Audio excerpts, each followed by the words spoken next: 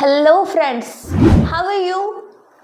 आई hope कि आप सभी स्वस्थ होंगे, मस्त होंगे और बेहतरीन होंगे। आप सभी का शिक्षास्त्र एडुकेशन पर स्वागत है। अगर आपने अभी तक के शिक्षास्त्र एडुकेशन को सब्सक्राइब नहीं किया है तो आप कर लीजिए जल्दी से सब्सक्राइब, क्योंकि यहाँ पर मिलने वाली है आपको सभी क्लासेस, सभी सब्जेक्ट्स की टॉपिक वाइज डिटेल क्लासेस, वो भी एक मज़ेदार अंदाज में। इसीलिए जल्दी से बेल आइकन को भी प्रेस कर लीजिए ताकि आप ही के पास हो सभी क्लासेस सबसे पहले। जैसे कि आप जानते हैं कि हम क्लास 6 की एसएसटी की न्यू एनसीईआरटी कर रहे हैं और ये बुक न्यू एनसीईआरटी जो है हमारी एसएसटी की, ये बहुत ही ज़्यादा इंटरेस्टिंग है क्योंकि इसमें हम कंटिन्यूसली सारी चीज़ें एक्सप्लोर कर रहे हैं। हमने देखा कि हमें फर्स्ट चैप्टर से जियोग्राफी सब्जेक्ट मिलता है जिसमें हम पूरे वर्ल्ड को एक्सप्लोर करना सीख रहे हैं, जो कि बहुत ही ज़्यादा अमेजिंग है। और हम अब सेकेंड चैप्टर पे भी पहुंच गए। सेकेंड चैप्टर के भी हमारे first and second part already completed है। इफ अगर आपने वो नहीं देखे हैं तो आप जल्दी से देख लीजिए, क्योंकि आज हमारा सेकेंड चैप्टर भी कंप्लीट हो जाएगा। और आज से हम स्टार्ट कर रहे हैं हमारे सेकेंड चैप्टर का थर्ड पार्ट, जिसमें हम एक बहुत ही इंटरेस्टिंग फैक्ट जानने वाले हैं कि आइलैंड्स होते क्या है। तो चलिए स्टार्ट करते हैं एक स्टोरी के साथ। सोचिए आप एक ह्यूज समुंदर के बीच में हैं और दूर से आपको एक छोटा सा लैंड का पार्ट दिखाई देता है। हर तरफ बस पानी ही पानी है और बीच में एक छोटा सा लैंड, छोटी सी लैंड, इसे ही आइलैंड कहते हैं। अब हम इसे आइलैंड कहते हैं तो कई बार इसको प्रोनाउंसिएशन में हम मिस्टेक कर देते हैं, क्योंकि अभी हम क्लास 6 में हैं तो हमें अभी से प्रोनाउंसिएशन पे थोड़ा ध्यान देना होगा। देखिए अब हम आई एस हम जनरली रीड करते हैं इज, तो आप सोच रहे होंगे कि यहाँ पर स्पेलिंग है आइलैंड्स की तो हम इसको इजलैंड्स प्रोनाउंस कर सकते हैं, लेकिन ये प्रोनाउंसिएशन होगा आपका गलत। अब आप सोचेंगे कि इजलैंड नहीं होगा तो आप इसको बोल देंगे आइसलैंड, बट ये भी होगा आपका गलत। ये दोनों ही आपका गलत है, बिकॉज आइलैंड्स में ये जो एस है आपका ये साइलेंट है, दैट्स वाई इसका प्रोनाउंसिएशन होगा ओनली आइलैंड्स। तो हमने इसे एक स्टोरी के थ्रू स्टार्ट तो कर दिया, लेकिन हम इसको और डिटेल में समझते हैं कि आइलैंड्स होते क्या है। तो आइलैंड होते हैं एक जमीन का टुकड़ा जो कि पानी से घिरा हुआ होता है। जैसे कि आप पिक्चर में देख सकते हैं कि ये लैंड का पार्ट एंड इसके आसपास आपको सिर्फ क्या दिखाई दे रहा है, पानी। आपने देखा होगा कि समुंदर के बीच में एक आइसोलेटेड लैंड एरिया होता है, वही तो आइलैंड होता है। और आइलैंड्स जो है वो पूरे वर्ल्ड में लाखों की संख्या में है, मतलब टोटल लाखों आइलैंड्स प्रेजेंट है पूरे वर्ल्ड में। अब अगर बात होती है लाखों की तो आपके माइंड में क्वेश्चन उठ रहा होगा कि वर्ल्ड में लाखों आइलैंड्स है तो वर्ल्ड का सबसे बड़ा आइलैंड कौन सा है। तो ये भी आंसर आपको पता चल जाएगा, बिकॉज ये एक इम्पॉर्टेंट आंसर है और इम्पॉर्टेंट क्वेश्चन भी है कि वर्ल्ड का सबसे बड़ा आइलैंड कौन सा है। तो वर्ल्ड का सबसे बड़ा आइलैंड है आपका ग्रीनलैंड आइलैंड। ग्रीनलैंड आइलैंड ये आपका वर्ल्ड का सबसे बड़ा आइलैंड है। तो ये एक हो गया हमारा इम्पॉर्टेंट पॉइंट, ठीक है। और एक और इंटरेस्टिंग फैक्ट आप सुनिए कि हमारी कंट्री में, मतलब इंडिया में 1300 से भी ज्यादा आइलैंड्स प्रेजेंट है। Isn't that amazing. और अब देखते हैं हमारे इंडिया के दो बड़े आइलैंड्स के ग्रुप्स की बात करते हैं कि दो बड़े ग्रुप्स है आइलैंड्स की, उसके नाम भी बहुत ज़्यादा इम्पॉर्टेंट है आपके एग्जाम पॉइंट ऑफ व्यू से, कि आप जब कोई भी चीज़ रीड कर रहे हैं या आप कुछ भी चीज़ जान रहे हैं तो उसको आपको थोड़ा डीपली जान लेना चाहिए। क्या पता वो क्वेश्चन आपके एग्जाम में पूछ ले। दैट्स वाई कि हम एक स्टोरी से हमने शुरू किया कि आइलैंड्स होते क्या है। तो पूरे समुंदर के बीच में, एक ह्यूज समुंदर के बीच में एक लैंड का जो पार्ट आपको दिखाई दे रहा है दैट इज आइलैंड्स। ओके, सो अब हम इंडिया के दो बड़े आइलैंड्स की बात कर रहे हैं, दो बड़े आइलैंड्स ग्रुप की बात कर रहे हैं। तो फर्स्ट वन है इसमें, तो आपका फर्स्ट वन है अंडमान एंड निकोबार। आप यहाँ पे देख सकते हैं कि आपका जो फर्स्ट वन आइलैंड ग्रुप है इंडिया का, जो सबसे बड़े आइलैंड की बात हो रही है दो ग्रुप की, तो उसमें जो फर्स्ट आइलैंड है that is Andaman and Nicobar island, जो कि कहाँ पर है आपका बे ऑफ बंगाल में। And the second one is Lakshadweep island, जो कि सिचुएटेड है अरेबियन सी में। तो ये दोनों ही नाम बहुत ज़्यादा इम्पॉर्टेंट है। अब हम अंडमान एंड निकोबार आइलैंड्स को ऐसे ही नहीं छोड़ सकते, चलिए इनके बारे में कुछ इंटरेस्टिंग सी बातें जान लेते हैं, जो कि बहुत ज़्यादा अमेजिंग है और बहुत ज़्यादा इम्पॉर्टेंट है। इफ़ अगर आप आपकी फैमिली के साथ वहाँ पर जाएंगे तो आप ऑलरेडी इसी चैप्टर से रिसर्च करके वहाँ पहुँच जाएंगे। तो अमेजिंग बात ये है कि अंडमान एंड निकोबार आइलैंड जो है वो एक टूरिस्ट पैराडाइज है, ओके। और लोग यहाँ आते हैं स्क्यूबा डाइविंग करने, ब्यूटीफुल बीचेस देखने और नेचुरल ब्यूटी का आनंद लेने आते हैं। और जो लक्षद्वीप आइलैंड है ये भी अपनी नेचुरल ब्यूटी के लिए मशहूर है। तो सोचिए, अब आप समर वेकेशंस पर है और समर वेकेशन पर आपने डिसाइड किया है कि आप आपकी फैमिली के साथ अंडमान एंड निकोबार आइलैंड जा रहे हैं। सो आफ्टर द रिसर्च हमने यहाँ पर क्या देखा, क्लास 6 के सेकंड चैप्टर से हमें पता चल गया कि अंडमान एंड निकोबार आइलैंड में हम क्या कर सकते हैं, स्क्यूबा डाइविंग कर सकते हैं, प्लस हम अंडर वाटर वर्ल्ड को एक्सप्लोर करेंगे। तो ये तो बहुत ही अमेजिंग बात हो गई। एंड जब आप वहाँ पर पहुँचते हैं, आप जब अंडमान एंड निकोबार आइलैंड में पहुँचेंगे तो आपको रियलाइज होगा कि ये तो एक छोटा सा लैंड का पार्ट है, मतलब ये आइलैंड है। तो आपको तुरंत ही याद आ जाएगा कि ये तो हमने क्लास 6 के सेकेंड चैप्टर में ऑलरेडी पढ़ चुका है। और आप सोचेंगे कि ये कितना अमेजिंग है ना कि इसके हर तरफ क्या है, सिर्फ पानी ही पानी है, एग्जैक्टली जैसे हम इस पिक्चर में देख सकते हैं। और आप लक्षद्वीप आइलैंड की हम बात करें तो वो भी अपनी नेचुरल ब्यूटी के लिए मशहूर है। तो ये सारे अमेजिंग से फैक्ट्स बहुत ज़्यादा इम्पॉर्टेंट भी है और आपके लिए मज़ेदार भी है। अब बात करते हैं, आपने सुना है क्या इंडियन एंटार्क्टिका प्रोग्राम के बारे में? इफ नहीं सुना है तो चलिए हम जानते हैं इन फैक्ट्स के थ्रू।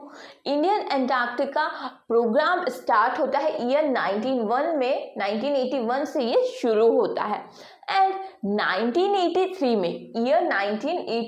में फाइनली इंडिया क्या करता है, अपना first scientific base station establish करता है। कहाँ पर? दक्षिण गंगोत्री में।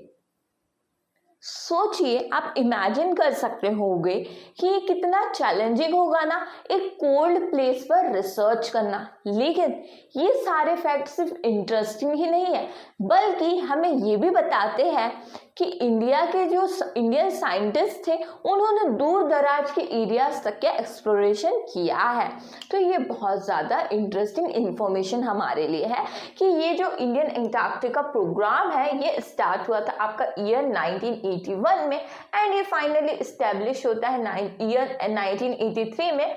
और इसका first scientific base station establish किया गया दक्षिण गंगोत्री में। तो ये भी एक इम्पॉर्टेंट इंफॉर्मेशन है for any exam point of view. Okay, चलिए और हम आइलैंड्स को एक्सप्लोर करते हैं, बिकॉज ये चैप्टर में हम ओशियंस एंड कॉन्टिनेंट्स को पूरा जान रहे हैं। ये कितने इंटरेस्टिंग से दोनों ही टॉपिक है कि ओशियंस देखते हैं हम तो ये वास्ट वाटर बॉडीज है, एंड अगर हम कॉन्टिनेंट्स की बात करें तो ये लार्ज लैंड मासेस है। तो ये हम थोड़ी बहुत इंफॉर्मेशन चैप्टर के हमारे इंट्रोडक्शन पार्ट में एंड सेकेंड पार्ट में ऑलरेडी देख चुके हैं। सो अब हम थर्ड पार्ट में आइलैंड से हमने स्टार्ट किया है, आइलैंड टॉपिक को हमने समझ लिया है। तो देखिए, बात करते हैं ओशियंस की। तो आपको शायद नहीं पता होगा, लेकिन ओशियंस आपके लाइफ में बहुत ज़्यादा इम्पॉर्टेंट रोल प्ले करते हैं। ये बहुत ही क्रूशियल रोल प्ले करते हैं। Ocean and continents are vital parts of the environment, मतलब हमारे इन्वायरमेंट का oceans and continents essential parts है, ठीक है, बिकॉज ये हमारी लाइफ में, ये हमारे जिंदगी में कई एस्पेक्ट्स को अफेक्ट करता है डायरेक्टली एंड इनडायरेक्टली, चाहे आपने ये नोटिस किया हो या नहीं किया हो। अब इस बात को हम और गहराई से आगे समझते हैं कि ओशंस एंड कॉन्टिनेंट्स हमारे लाइफ से कैसे जुड़े हुए हैं और ये कैसे इंपॉर्टेंट एस्पेक्ट्स है हमारे लाइफ के। तो अब आप क्या ये इतना अमेजिंग सा फैक्ट्स यहाँ पर जानते हैं, more than half of the world's oxygen is produced by the oceans flora. Oceans flora मतलब यहाँ पर होता है, ओशंस फ्लोरा का यहाँ पर मतलब है कि प्लांट्स, यानी कि प्लांट्स, ठीक है, जो कि क्या करते हैं, प्रोड्यूस करते हैं आपका मैक्सिमम ऑक्सीजन, ठीक है, वर्ल्ड्स ऑक्सीजन, मैक्सिमम आपका ऑक्सीजन प्रोड्यूस करते हैं, मैक्सिमम ऑक्सीजन प्रोड्यूस करते हैं। दैट्स वाई कि इसको कहा जाता है द प्लांट्स लंग्स, किसे, ओशियंस को। The oceans therefore play a crucial role in regulating the climate and sustaining life on earth. Plus देखिए हमारी लाइफ में ओशियंस एंड कॉन्टिनेंट्स का रोल इतना इंपॉर्टेंट क्यों है, ये बात को हम गहराई से अब ऐसे समझ सकते हैं, बिकॉज ओशियंस फ्लोरा मतलब प्लांट्स दुनिया के आधे से ज्यादा एरिया में, मतलब दुनिया के मैक्सिमम एरिया में ऑक्सीजन कौन प्रोड्यूस कर रहा है, ओशियंस प्रोड्यूस कर। दैट्स वाई कि इसे क्या कहा जा रहा है, द प्लैनेट्स लंग्स, ठीक है, ये एक इंपॉर्टेंट पॉइंट है कि इसे इसीलिए कहा जा रहा है द प्लैनेट्स लंग्स, ठीक है। ये एक इंपॉर्टेंट बात यहाँ पर आपकी बुक में दे रखी है कि द प्लैनेट्स लंग्स इसीलिए कहा जा रहा है ओशंस को, बिकॉज हमारे वर्ल्ड में पूरे आधे से ज्यादा ऑक्सीजन प्रोवाइड करता है। प्लस ये हमारी ब्रीथिंग में ही हेल्प नहीं करता, ये क्लाइमेट को रेगुलेट करने में भी हेल्प करता है कि क्लाइमेट को रेगुलेटिंग भी इसमें क्या होती है, प्रॉपर होती है क्लाइमेट को रेगुलेट करने में। प्लस ये हमारी लाइफ को सस्टेन करने के लिए क्या है, इंपॉर्टेंट है, इसेंशियल है, ठीक है, सस्टेनिंग लाइफ ऑन दी अर्थ। तो देखिए अब आप जब भी ओशियंस के बारे में या लैंड्स आइलैंड्स के बारे में मैप पर या टीवी पर देखेंगे तो आपके दिमाग में एक बात तो जरूर आ जाएगी अब, क्योंकि हम चैप्टर्स में इतनी सारी इंफॉर्मेशन हमारे पास इंटीग्रेट हो रही है, तो आपके पास में एक बात तो आपको जरूर याद आएगी कि जब भी आप टीवी में कोई न्यूज़ सुन रहे हो आइलैंड से रिलेटेड, या फिर आप मैप में देख रहे हो, आपकी बुक में आप मैप में कहाँ देख सकते हैं, एटलस में देख सकते हैं, या फिर आप ग्लोब में देख सकते हैं। तो जब आप देख रहे हो तो आपको एक बात ये याद आएगी कि ये हमारे वर्ल्ड का एक फैसिनेटिंग पार्ट भी है। तो ये देखिए कि हमें ऐसे इंफॉर्मेशन से पता चलता है कि क्या क्या चीज़ें हमारी लाइफ को इफेक्ट कर रही है एंड वो डायरेक्टली हमारे लाइफ से कनेक्टेड है, और वो क्या है, इन्वायरमेंट के इसेंशियल पार्ट्स है, कौन, ओशियंस एंड कॉन्टिनेंट्स। तो ये इंफॉर्मेशन बहुत ज़्यादा इम्पॉर्टेंट है, ये पूरा चैप्टर ही आपके लिए इम्पॉर्टेंट मुझे तो समझ आ रहा है कि इसके जो फैक्ट्स है उसको अगर हम एक पॉइंट वाइज एक डायरी में अगर नोट कर ले कि what is islands, what is oceans, what is continent, plus उसके फैक्ट्स कि हमारा वर्ल्ड का सबसे बड़ा आइलैंड कौन सा है, तो that is Greenland and island. And हमारे इंडिया के पास में हमारी कंट्री में 1300 से भी ज़्यादा आइलैंड्स हैं। ये सारे फैक्ट्स आपको नोट डाउन ज़रूर करना है ताकि जब आप इस चैप्टर को रिवाइज करें तो आपके पास में ऑलरेडी बहुत सारे फैक्ट्स जमा रहे। चलिए देखते हैं और थोड़ी बातें। अब ओशियंस क्या है, ह्यूमैनिटी को भी क्या करते हैं, इम्पैक्ट करते हैं। ह्यूमन सिविलाइजेशन में भी ओशियंस का बहुत इंपॉर्टेंट रोल है। मतलब कि आप समझिए कि हमारे पास्ट, बिकॉज ओशियंस हमारे पास्ट, प्रेजेंट एंड फ्यूचर को शेप कर रहे हैं। दैट्स वाई कि इसका प्रिजर्वेशन भी इम्पॉर्टेंट है। कि आपने देखा कि ब्रीथिंग में, हमारे पूरे वर्ल्ड में ब्रीथिंग में ओशियंस का बहुत ज़्यादा इम्पॉर्टेंट रोल है। कि ओशियंस के जो फ्लोरा है वो क्या प्रोड्यूस कर रहे हैं, मैक्सिमम ऑक्सीजन प्रोड्यूस कर रहे हैं।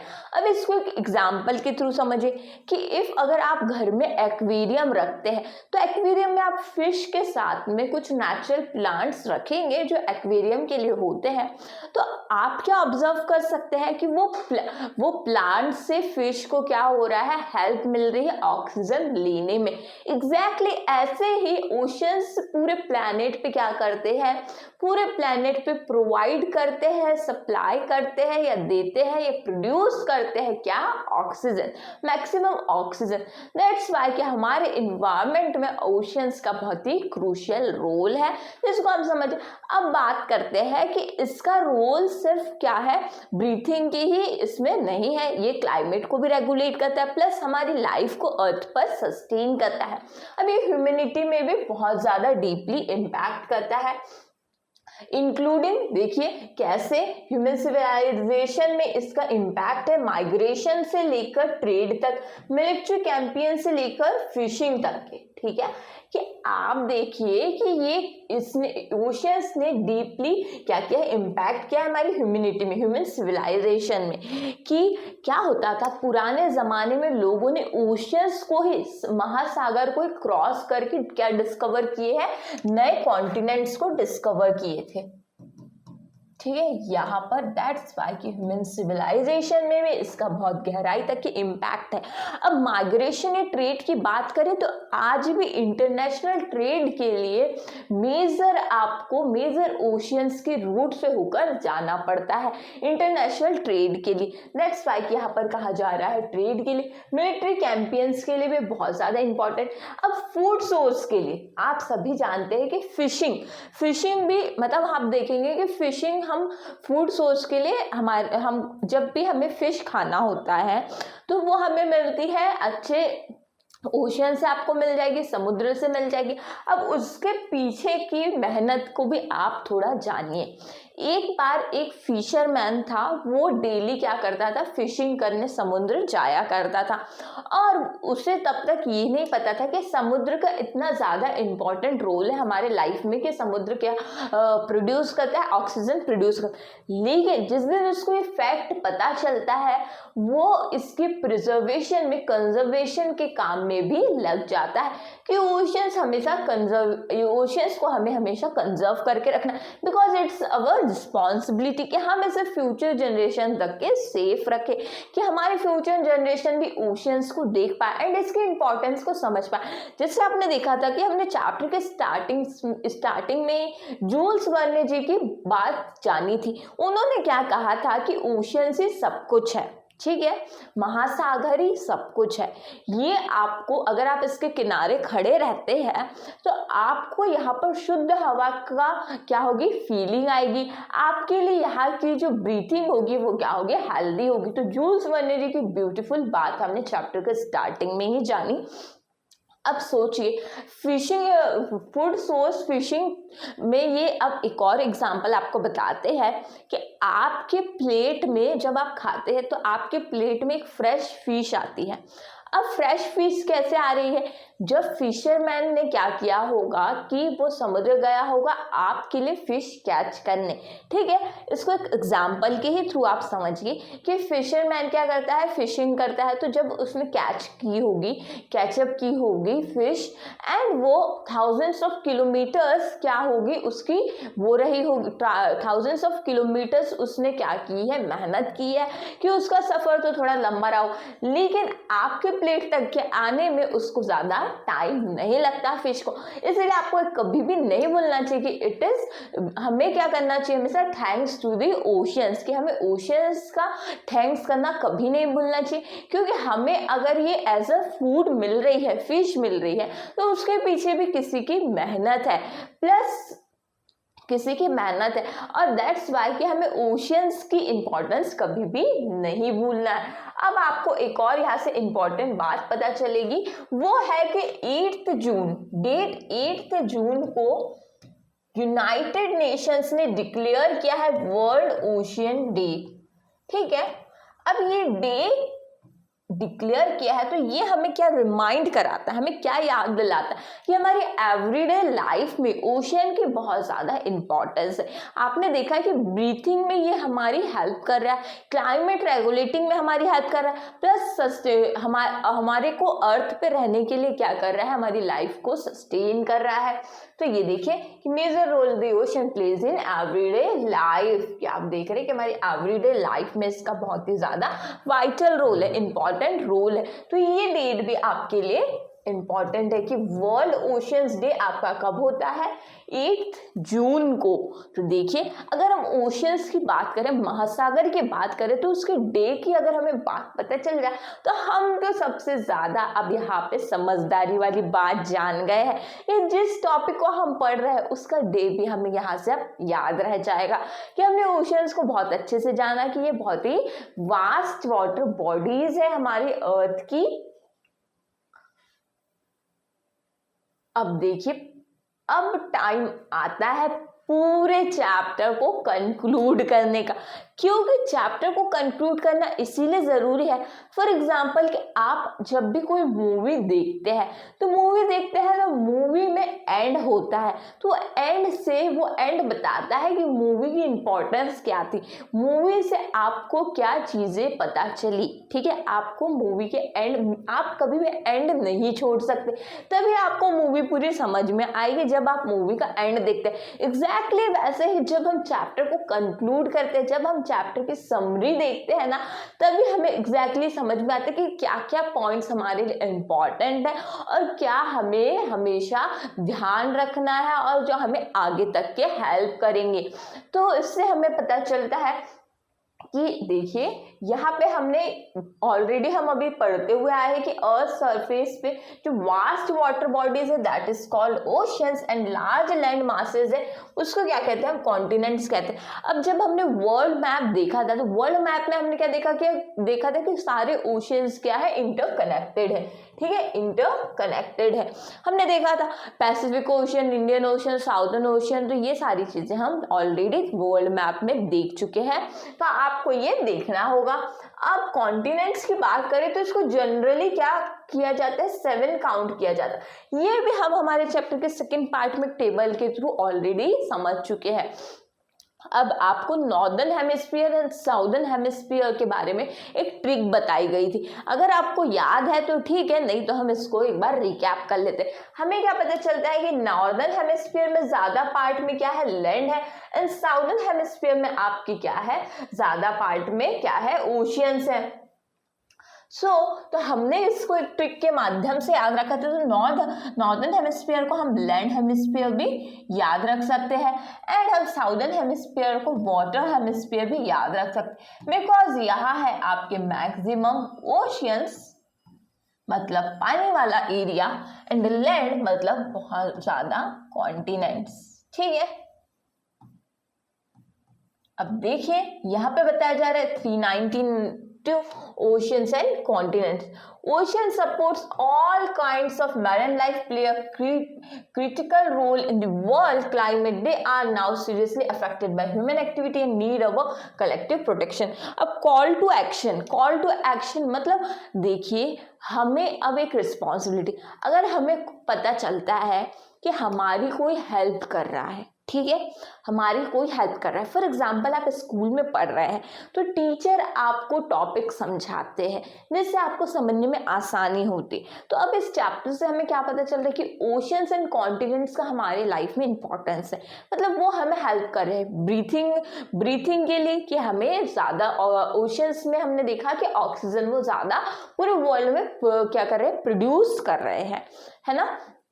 तो अब देखिए कि जब आपका कोई हेल्प करता है तो आपका भी क्या है, आपकी ड्यूटी है कि आप उसका कंजर्वेशन करें, कि आप उनकी रिस्पेक्ट करें। आपका यही कॉल टू एक्शन होगा कि आपकी रिस्पॉन्सिबिलिटी है, आपकी ड्यूटी है कि आप इसकी प्रिजर्वेशन की इंपॉर्टेंस को समझिए, आप इसके कंजर्वेशन की इंपॉर्टेंस को समझिए, ताकि ये क्या हो, हमारी फ्यूचर जनरेशन तक के रहे, कि हमारी फ्यूचर जनरेशन भी इसे एक्सप्लोर कर सके कि कैसे हम Andaman and Nicobar islands family के साथ जाने वाले हैं। तो हमारे पास में कितने सारे फैक्ट्स हैं कि हम जब वहाँ पहुँचेंगे तो हम वहाँ पे स्क्यूबा डाइविंग करेंगे, हम वहाँ पर ब्यूटीफुल बीचेस देखेंगे, हम अंडर वाटर वर्ल्ड को एक्सप्लोर करेंगे। तो ये सारी चीज़ें आपके फ्यूचर जनरेशन के लिए भी होनी चाहिए ना। दैट्स वाई कि आपकी क्या है, रिस्पॉन्सिबिलिटी है, ड्यूटी है। तो ओशियंस को आपके सपोर्ट की ज़रूरत है, और ये सपोर्ट क्या करता है, मैरिन लाइफ को सपोर्ट करता है, प्लस आपको भी ये सपोर्ट कर रहा है ऑक्सीजन के लिए और एक क्लाइमेट के लिए ये बहुत ही इंपॉर्टेंट रोल है। और अब ये सीरियसली क्या हो रहा है, आपने देखा कि ह्यूमन एक्टिविटी मतलब हमें क्या करना है, किसी भी चीज़ को हार्म नहीं पहुंचाना चाहिए। अगर हमें उसकी इम्पोर्टेंस समझ में आ जाती है तो हमारी ये ड्यूटी, हमारा फर्ज है कि हम उसके इम्पोर्टेंस को समझें एंड उसको क्या करें, हम प्रिजर्व करें and need our collective protection. हमारे कलेक्टिव प्रोटेक्शन की ज़रूरत है ओशियन एंड कॉन्टिनेंट्स को। तो यहाँ पे हमारा पूरा चैप्टर होता है कंप्लीट, जिसमें हमने बहुत सारे अमेजिंग से फैक्ट्स जाने। हमने जाना कि महासागर और महाद्वीप क्या होते हैं, हमने उनकी पर्टिकुलर क्या करी है, स्टडी करी है। हमने ये जाना है कि कितने ओशंस होते, तो हमने देखा था कि 5 टोटल ओशंस होते। कॉन्टिनेंट्स की अगर हम जनरली काउंटिंग करें तो ये टोटल 7 होते हैं। तो ये सारे इंटरेस्टिंग फैक्ट्स हमें पता चलते हैं इस चैप्टर से, जो कि हमारे लिए बहुत ज़्यादा इम्पॉर्टेंट है। तो इसको आप एक बार रिवाइज भी ज़रूर कर लीजिए, फिर इसके सारे इंपॉर्टेंट पॉइंट्स को आपको क्लास के साथ साथ नोट डाउन भी करते चलना है। ऐसे ही पढ़ाई कीजिए और आपकी जो भी हॉबी है उस पर भी डेली आप फोकस कीजिए कि पढ़ाई के साथ साथ आपको अपनी हॉबी को भी टाइम देना है, जिससे आपको पढ़ाई में और ज़्यादा इंटरेस्ट आएगा। तो खूब सारी मस्ती कीजिए, खूब सारे खेल कीजिए और इसी तरह मन लगाकर पढ़ाई कीजिए। अब मिलेंगे हम हमारे नेक्स्ट चैप्टर में, जो कि इसी तरह इंटरेस्टिंग होगा। जब से हमने ये नई बुक उठाई है तो हमें ये समझ में आ रहा है कि हर चैप्टर हमें कितनी सारी इंफॉर्मेशन प्रोवाइड कर रहा है, जो कि हमारे आगे तक के लिए, आगे क्लासेस, बड़ी क्लासेस तक के लिए काम की है। तो इसी तरीके से बने रहिए और शिक्षास्त्र एजुकेशन को सब्सक्राइब करना बिल्कुल मत भूलिएगा। Thanks for watching.